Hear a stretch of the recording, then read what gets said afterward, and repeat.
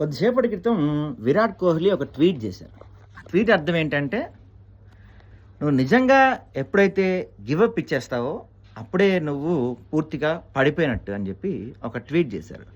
So గత కొన్ని రోజులుగా కోహ్లీ రిటైర్మెంట్ గురించి, కోహ్లీ, రోహిత్ శర్మకి ఈ జరగబోయే ఆస్ట్రేలియా టూరే చివరి టూర్ కాబోతుంది. ఆ తర్వాత వన్డేల నుంచి కూడా కోహ్లీ, రోహిత్ శర్మ తప్పుకోబోతున్నారు, రిటైర్మెంట్ ఇవ్వబోతున్నారు. బహుశా ఇది వాళ్ళకి ఫేర్వెల్ సిరీస్ లాంటి ఒక అవకాశం బీసీసీఐ కల్పించింది అని చెప్పి రకరకాల ఊహాగానాలు, వార్తలు వెలువడుతున్నాయి. దాంతోపాటుగా అనూహ్యంగా ఒక్కసారిగా చెప్పబెట్టకుండా రోహిత్ శర్మని టెస్టుల నుంచి తప్పించడం, వెంటనే రోహిత్ శర్మ రిటైర్మెంట్ ఇవ్వటం, రోహిత్ శర్మతో పాటు కోహ్లీ రిటైర్మెంట్ ఇవ్వడం కూడా చకచక జరిగిపోయి మనం అవన్నీ చూసాం. ఆ టైంలోనే రకరకాల రూమర్లు వచ్చినాయి. తాజాగా ఆస్ట్రేలియా సిరీస్కి కోహ్లీ, రోహిత్ శర్మని సెలెక్ట్ చేయటం, దాంతోపాటుగా గంభీర్, అగార్కర్ లాంటి వాళ్ళు వాళ్ళ పర్ఫార్మెన్స్ బాగుంటేనే వాళ్ళు కంటిన్యూ అవుతారు, వాళ్ళ పర్ఫార్మెన్స్ బాగోకపోతే వాళ్ళు కంటిన్యూ అవ్వరు, వాళ్ళ ఫామ్ కూడా బాగుంటేనే కంటిన్యూ అవుతారు, రకరకాల వ్యాఖ్యలు చేస్తూ వచ్చారు.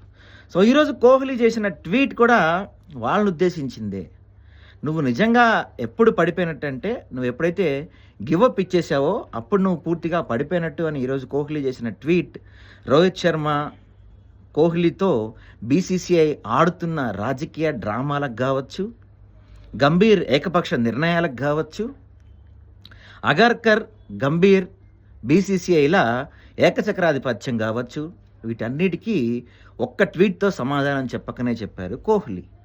సో ఈ దెబ్బతో, ఈ ట్వీట్తో కోహ్లీ చాలా స్ట్రాంగ్ మెసేజ్ ఇచ్చారు. నేను రిటైర్మెంట్ ఇవ్వట్లేదు, నా లక్ష్యం 2027 వరల్డ్ కప్ గెలవటమే, అప్పటిదాకా నేను గివప్ ఇవ్వను, ఎంత పడిపోయినా మళ్ళీ లేస్తాను, టీమిండియాలో నా స్థానాన్ని ఎవరు ప్రశ్నించలేరు, ఎవరు క్వశ్చన్ చేయలేరు, నేను ఎంత కింద పడిపోయినా అంత బలంగా పైకి లేస్తానని చెప్పి ప్రయత్నం చేశాను. సో దీని ద్వారా కోహ్లీ ఫ్యాన్స్కు గుడ్ న్యూస్ చెప్పారని చెప్పొచ్చు. ఆయన టెస్టుల నుంచి తప్పుకున్నా, T20లకు రిటైర్మెంట్ ఇచ్చిన, వన్డేల్లో మాత్రం 2027 వరల్డ్ కప్ గెలిచే వరకు కొనసాగుతానని ఒక స్ట్రాంగ్ మెసేజ్ అటు ఫ్యాన్స్కి, ఇటు బీసీసీఐకి ఇచ్చినట్టుగా అనిపిస్తుంది.